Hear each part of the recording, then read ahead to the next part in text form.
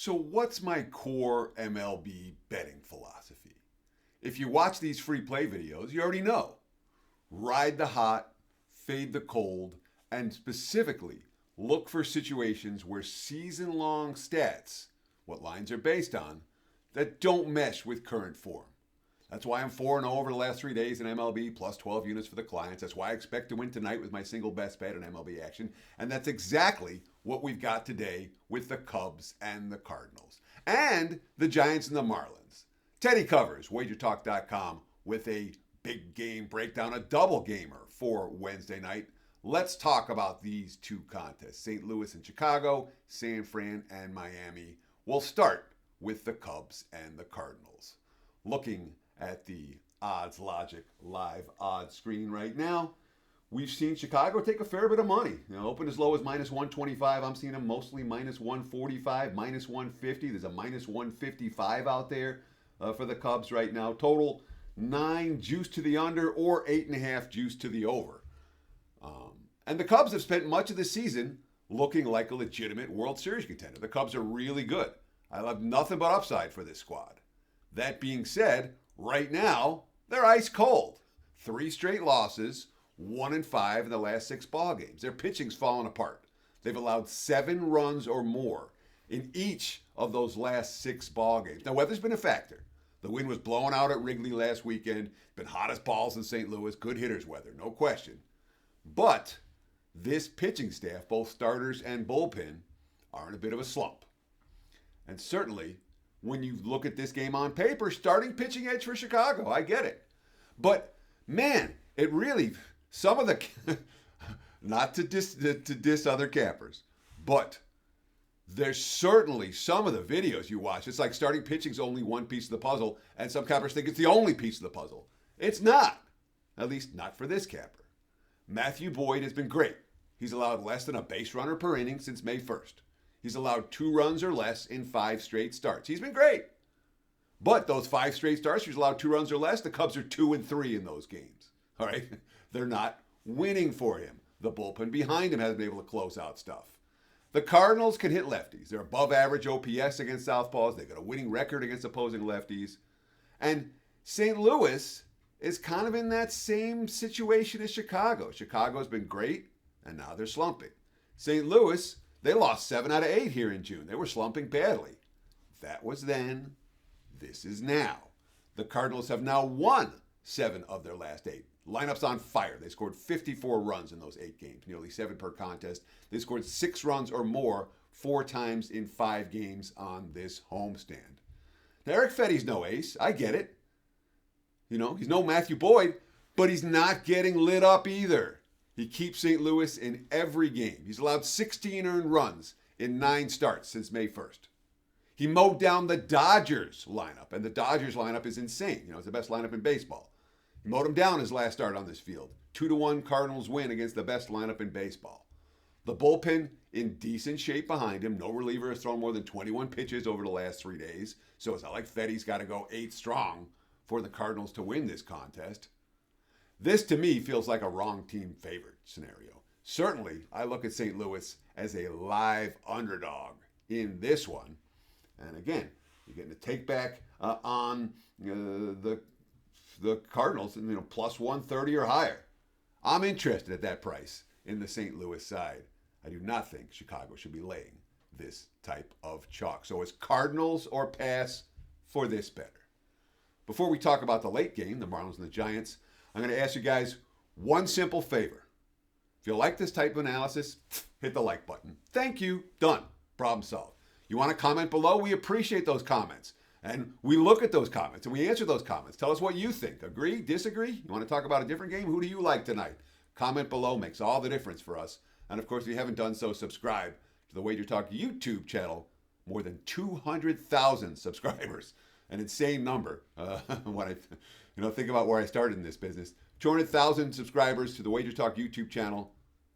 Get instant alerts when these videos go live. I also want to let you know about a great 4th of July special, and it runs through the 4th of July. Get 7 days of all access or flex picks from your favorite WagerTalk handicappers for only $69. 7 days all access. That's less than $10 a day. No coupon code needed Just visit the website, WagerTalk.com, and I'm going to pump my NFL season win report. I know it's an MLB video, football on the horizon, and my NFL season win report comes out next Wednesday, July 2nd. Lifetime, 103 and 52 since 2001 on this report. Lifetime big tickets, 5% plays, 17 and 4. I won last year. I won a big ticket last year. I'm expecting big things again this year. Again, check out my page, wt.buzz/TC. Pre-order. You don't want to be late to this party next Wednesday because when the report gets released, the lines tend to move, at least a little, especially on the bigger plays. So check it out. You want some NFL in June? I'm ready to deliver. Well, it's actually July when the report comes out. But we've been doing our homework all month, and we're getting ready to put that report out again a week from today, next Wednesday, on my page, wt.buzz/TC. Enough hype. Let's talk about the late game, the Marlins and the Giants.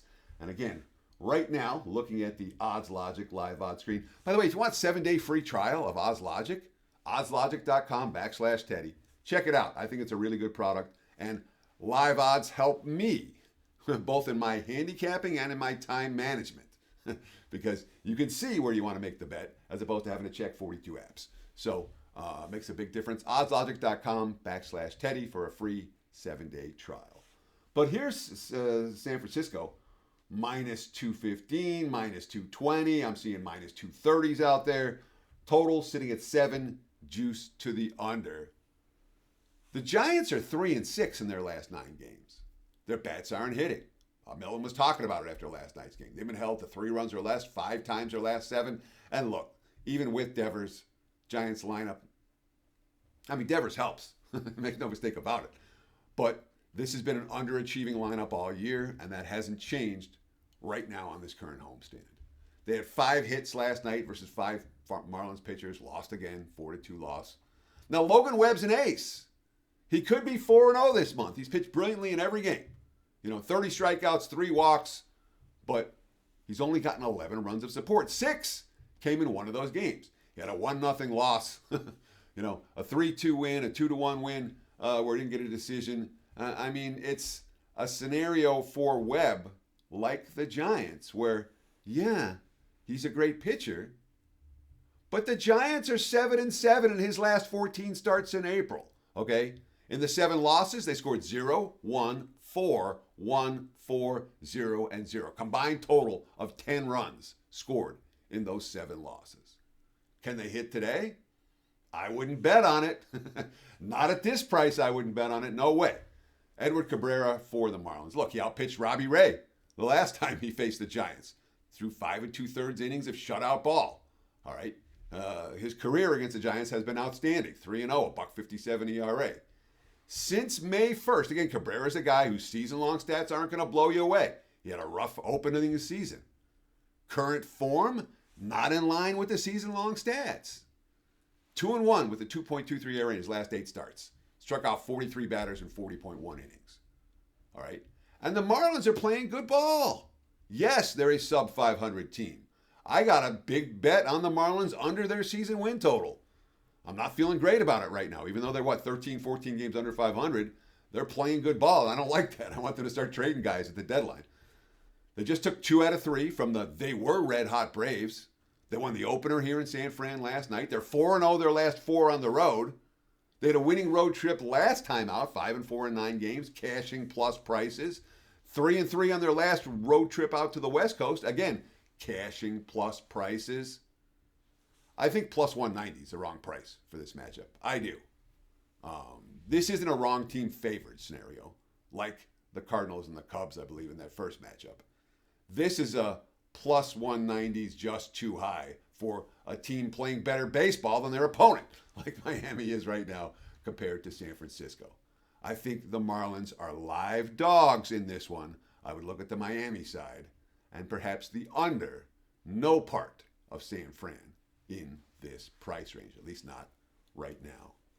Appreciate those likes very much, guys. Appreciate the comments, and of course, appreciate all of you who have subscribed to the WagerTalk YouTube channel.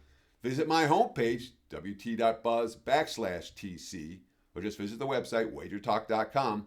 Get on board with my single best bet for Wednesday night. a high-scoring slugfest primed to fly over the total. Again, 4-0 plus 12 units over the last 3 days in baseball. We're heating up right now. And of course, you can get on board for the NFL season wins package right now as well on my homepage at WagerTalk.com. Thanks for watching. Best of luck with all your bets on Wednesday. Hope you guys have a great night. Cheers. Great day and night. Let's be realistic. Lots of day games today. Cheers. Have a great day.